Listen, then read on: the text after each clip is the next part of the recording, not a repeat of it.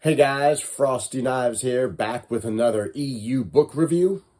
And today we are going to be taking a look at Star Wars Republic Commando Hard Contact by Karen Travis. Now this book was published in 2004 and it clocks in at 293 pages. And this is a book that has a lot of firsts in it. Obviously, this is the first book in the Republic Commando series by Karen Travis. There are 5 of them, and they were sequels to BioWare's Republic Commando video game. That's how these books came to be. This is the first book that we've read that is centered exclusively around the clones. This is a clone-centric book. And it's exclusively from the perspective of clones. We haven't seen that before.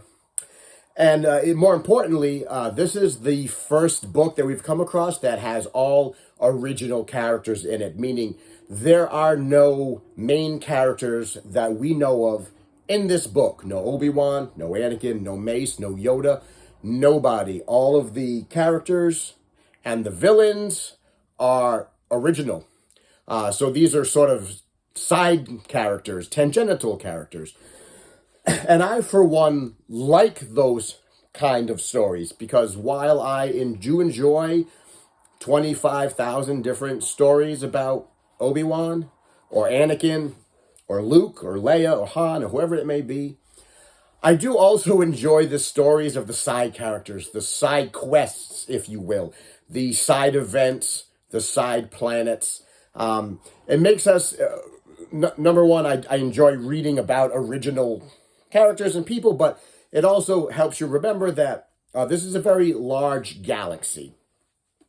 Very large, lots of things going on, millions and billions of people in this galaxy, millions of planets, millions of different things happening. And so the story and the galaxy doesn't center around Obi-Wan and Anakin or Luke and Leia or Han or whoever it may be. But there's a much wider viewpoint out there. What did Obi-Wan tell Luke? You've taken your first step into a much wider universe or a much broader galaxy. Something to that effect in A New Hope. So this is looking at what's going on in the galaxy as a whole and seeing other people and seeing other characters and other events that are happening. And I like that. I like reading about all the stuff that's going on around the main characters. So very briefly, what this story is about. This is the story of Omega Squad. Omega Squad are 4 Republic Commandos.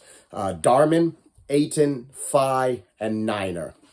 They were at the Battle of Geonosis. They were parts of other squads. They were the sole survivors of those squads. And so the Republic took those survivors and put them together and called them Omega Squad. And this is Omega Squad's first mission. And for their first mission, they are going to the planet of Kilura, where the Separatists, the Republic has found out, the Separatists are developing a nanovirus that is designed to specifically target and kill clones. So once again, the Separatists are going the genocide route. They are looking to develop a virus that will kill, annihilate all the clones. And it is their job to get onto the planet, to capture the scientist who's involved in making this nanovirus, one Dr. Ovalot Quayle Uthan. She's the one who's developing the nanovirus. So their mission is to capture her, destroy the facility, and capture the nanovirus and hand all of that over to the Republic so that it can fall into Republic hands and not Separatist hands. So that's what they do. It is a very sort of straightforward military sci-fi story. When they're dropped into Kilura, they're dropped, 4 of them, from an airship into Kilura. They wind up getting separated. Darman winds up getting separated from the rest of his squad. So he decides to go to the next rendezvous point to see if his squad is there. And for a good chunk of the beginning of the book, the rest of his squad is looking for him and also making their way also to a rendezvous point to see if they can meet up with him. Along the way, Darman comes across a Jedi named XIII. She is on Kilura with her master. Her master has been recently murdered by the Separatists, so she's a Padawan with no master. And she's sort of on Kilura wondering what to do. She's got some information to give to the Republic about the nanovirus, but she doesn't know how to do it. She eventually crosses paths with Darman. So the Jedi and the clone sort of group together, and then eventually they all get together with the squad. So the squad forms back up and with XIII, and then they wind up going after the facility where the nanovirus is. They wind up completing their mission. They do wind up capturing XIII. I think that's how you say her name. They do wind up capturing XIII. They do wind up destroying the facility. They do wind up capturing, getting whatever they can of the nanovirus, and then being extracted from the planet. The main baddie in this book is a Mandalorian warrior named Gez Hoken. It is his job to protect the project from any insurgents or from any Republic attempts to capture it or destroy it. So he is a Mandalorian warrior who has an army of Weequays, Trandoshans, Umbarans, and droids. And it is his job to protect the Doctor, to protect the project, to protect the facility and the virus from getting captured. That is the story in a nutshell. Now, I did tell you a little while ago that there are two types of Star Wars stories out there. There are Star Wars novels that really feel like Star Wars novels, that really capture the spirit of Star Wars. And then there are other novels that have characters in them that just happen to be in a Star Wars setting, but don't really feel like Star Wars. There's actually now a third type of story out there, which is Hard Contact. It doesn't feel like a Star Wars story. Has Star Wars characters in it, but what it actually feels like is a video game novelization, which doesn't surprise me because this was a series that was born out of a video game. So when you read this book, you really feel like you're reading a video game novelization, and the book is structured as such. There are levels in the book, there are enemies to fight, there are mini bosses to fight, there's a final boss to fight, which is Gez Hoken. There's a final facility to assault, which would be your final level, and then there's the resolution of the video game. So it very much feels like you're reading a video game.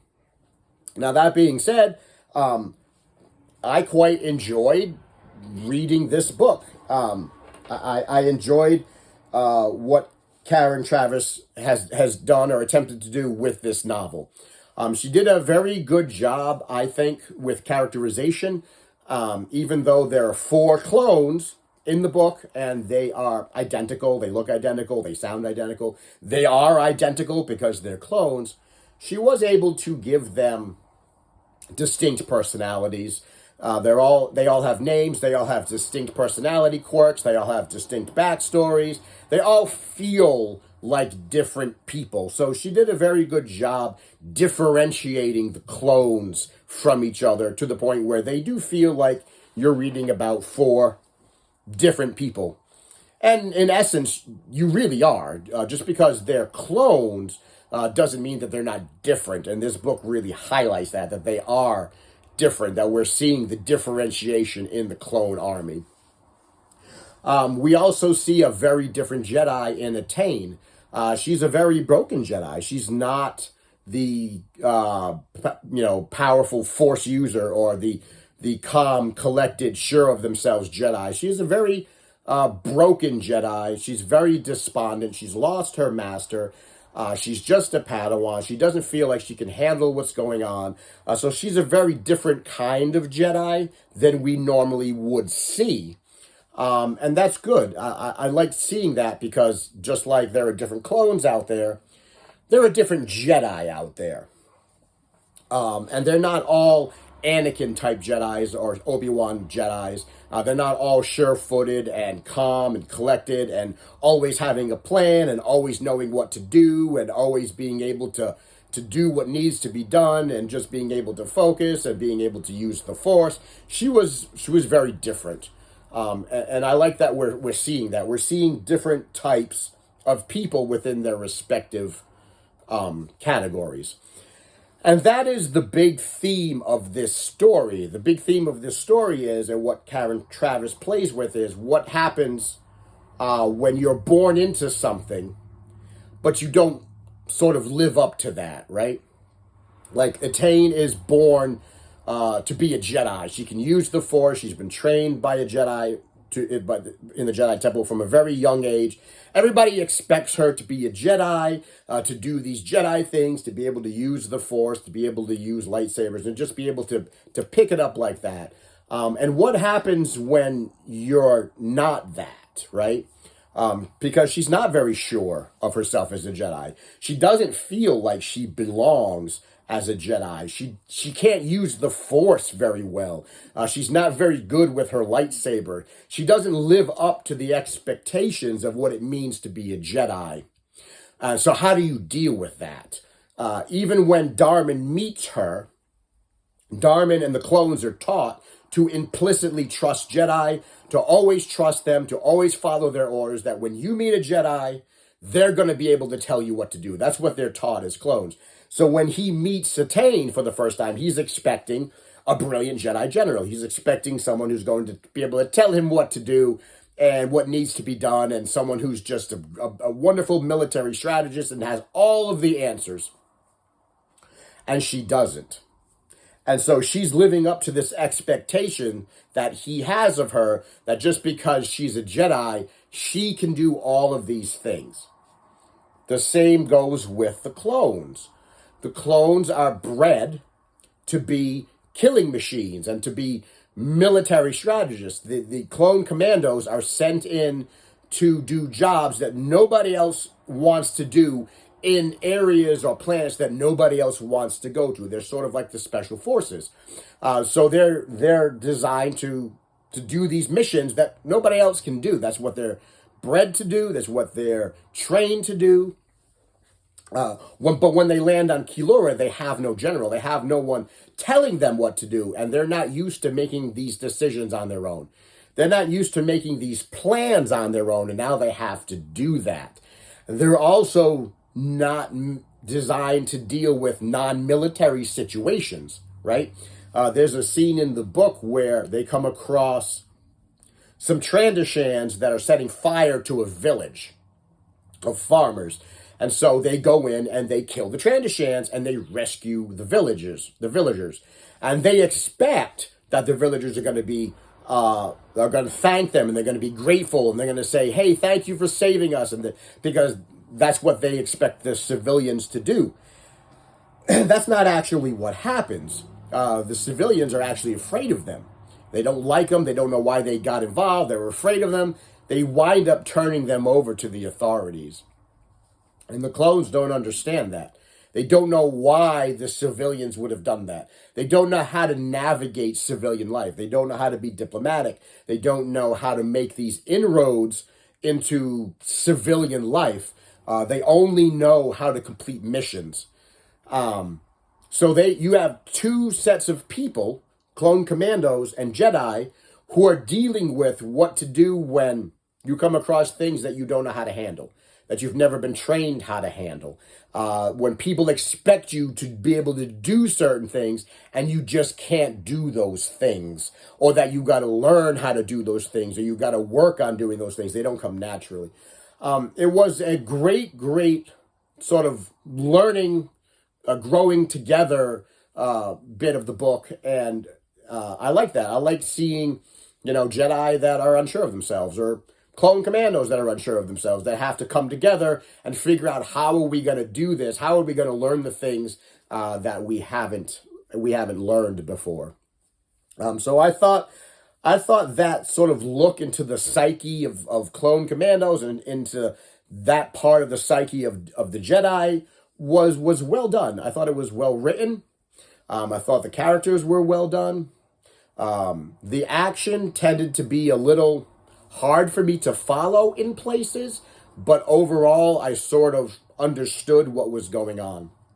And again, following on some of the themes that we're starting to see in the Clone Wars, we're starting to see things like the war and how heavy it's starting to weigh on the Jedi, and how they don't want to be generals, they don't want to be commanders, and all of this death and destruction that's going on around them, how it's starting to weigh down on them.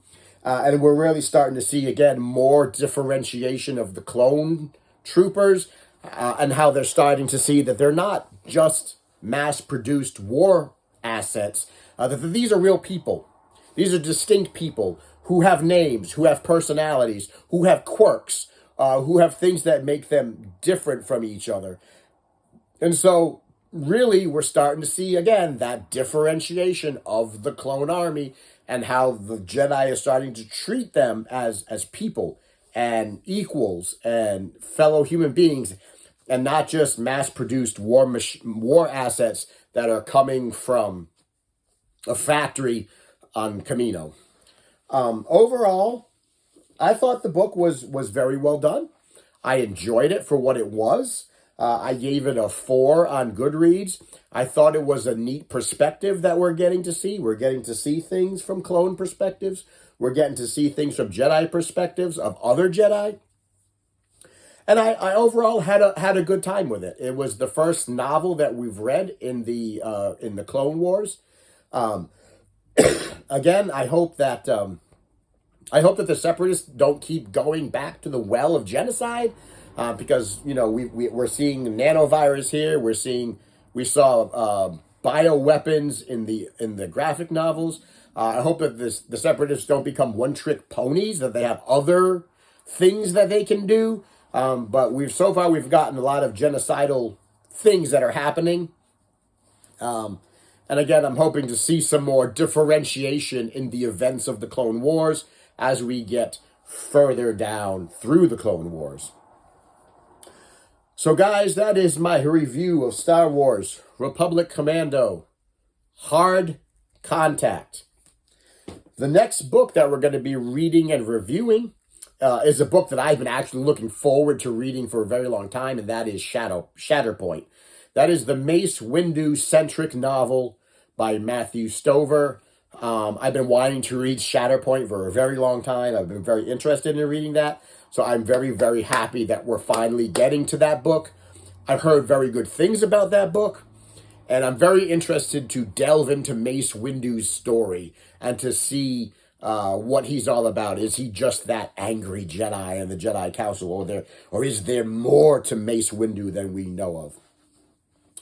So guys, I hope you liked the review of Hard Contact. Please give it a thumbs up and a subscribe and share it around. If you've read it and you liked it, tell me what you liked about it. Tell me what you didn't like about it. Tell me what your thoughts are on it. Tell me what your thoughts are on the Clone Wars so far. How they're going for us. I know we haven't read too much so far, but what are your thoughts on the Clone Wars so far? And as always, share this around. Tell your friends. Tell your enemies. Tell people who can't differentiate one clone from another. Until next time, I will see you in the next video.